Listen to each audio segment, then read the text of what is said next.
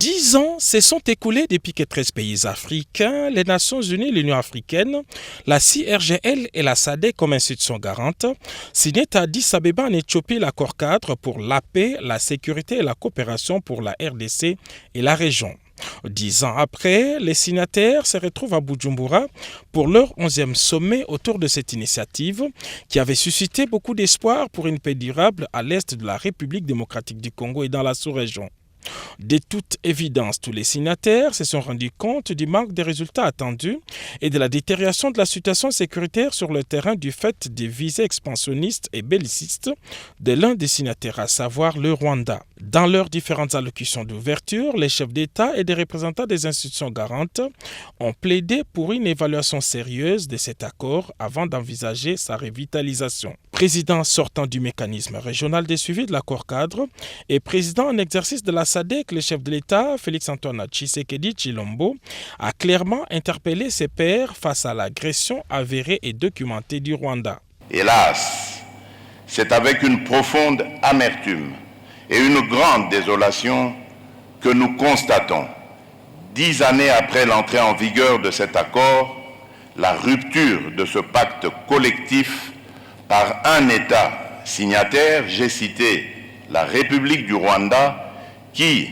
sous couvert du mouvement terroriste du M23, pourtant défait, et qui l'a ressuscité, s'est donné la liberté d'agresser et d'envahir une partie de la province du Nord Kivu en République démocratique du Congo. Et ceci en totale violation de l'engagement régional numéro 3 de l'accord cadre dont il est signataire, de même que les chartes des Nations Unies et de l'Union africaine dont il est partie prenante, le tout sur fond d'exploitation illégale de nos ressources naturelles. Cette attitude délibérée et plus d'une fois réitérée par un État signataire ne nous impose un choix tout autre que la revitalisation de cet accord tel que l'a notamment recommandé le Conseil de paix et sécurité de l'Union africaine lors de la 1140e session, le 17 février dernier, en marge du 26e sommet de l'Union africaine. Le contexte de la tenue de ce sommet nous commande donc de procéder à une évaluation lucide de ce qui aurait pu être fait, c'est-à-dire entreprendre une réflexion approfondie sur le chemin parcouru, dès lors que pour nos peuples, et le mien en particulier, nous sommes encore à la croisée des chemins. Ainsi donc, l'évaluation de l'état de mise en œuvre de nos engagements respectifs dans le cadre de l'accord cadre ne saurait être un exercice limité au seul pays de la région. Celui-ci devrait, sans nul doute, également requérir l'implication d'autres partenaires ainsi que celle des institutions garantes. Après avoir présidé cette instance au cours de l'année 2022, le président de la République, Félix-Antoine Tshisekedi Tshilombo, a passé les flambeaux de la présidence à son homologue burundais, Évariste Ndayishimiye. Le chef de l'État congolais s'en va avec les sentiments du devoir accompli. Dans le cadre de l'accord d'Addis Abeba, le gouvernement congolais s'était engagé, entre autres, à mener des réformes sécuritaires institutionnelles susceptibles de renforcer l'autorité de l'État, promouvoir la décentralisation et la réconciliation nationale.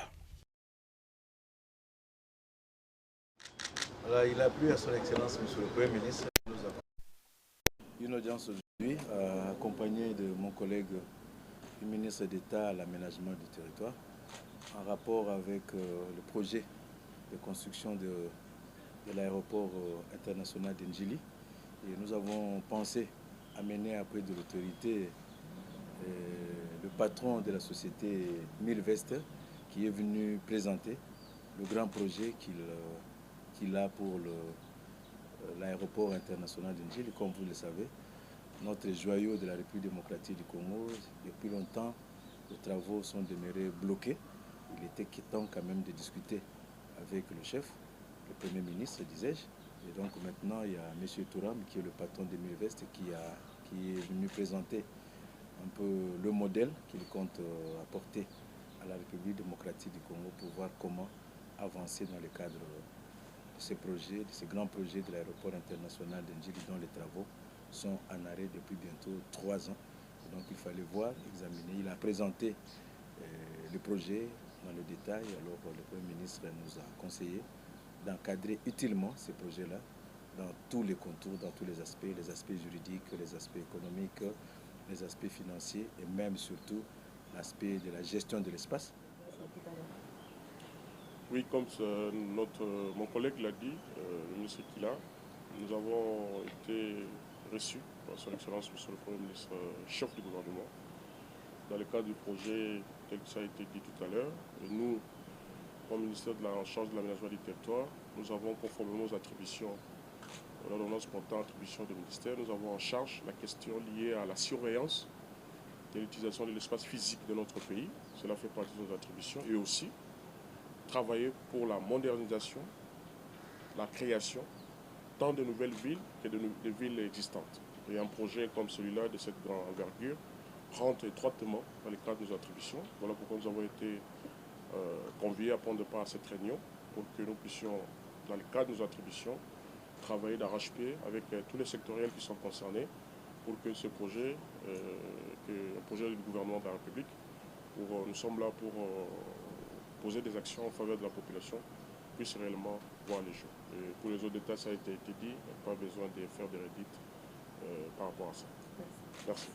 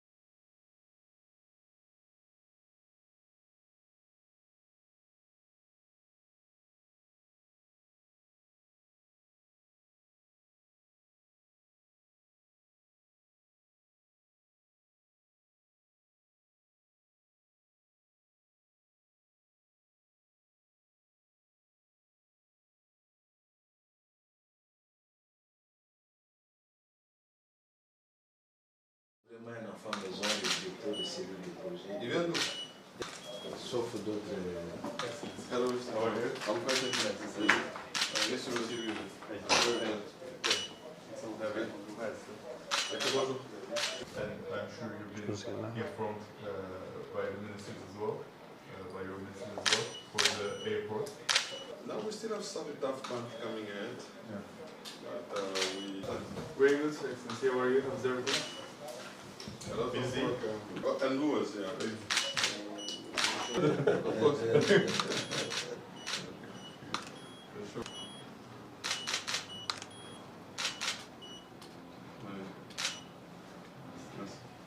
Donc on va attendre. Oui, que ça arrive. Yeah. Next time you come, we'll make a visit. Before we had some governance. Okay. Once the colonization. On veut réfléchir un peu. 16 ans. This is his statue. This is first. They bring you the printed hard copy. That's what I was on. Yeah. I'll end up in that. Merci. Thank you, Excellency. Thank you for hosting us. Always a pleasure. Çok kıymetli bir toplantıydı.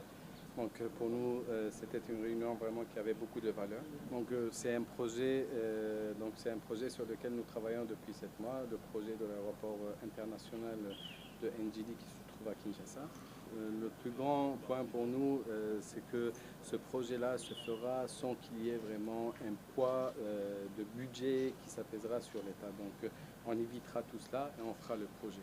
Donc c'est un modèle de projet qui se fera sous forme de BOT, donc réaliser le projet, exploiter le projet et le redonner à l'État. On fera ce projet-là on le réalisera, on l'exploitera, et puis quand le moment venu, il sera donné à l'État. Ça sera vraiment quelque chose que toute l'Afrique va apercevoir et que toute l'Afrique va en parler. Donc cet aéroport-là, bien sûr, tous les détails, tous les aspects, on va en parler, bien sûr, et pour les médias, et bien sûr, beaucoup plus avec son Excellence, Monsieur le Ministre. On va partager tous les détails. Mais ce que je sais, c'est que cet aéroport-là, vraiment, il va attirer l'attention de tout le monde, surtout en Afrique.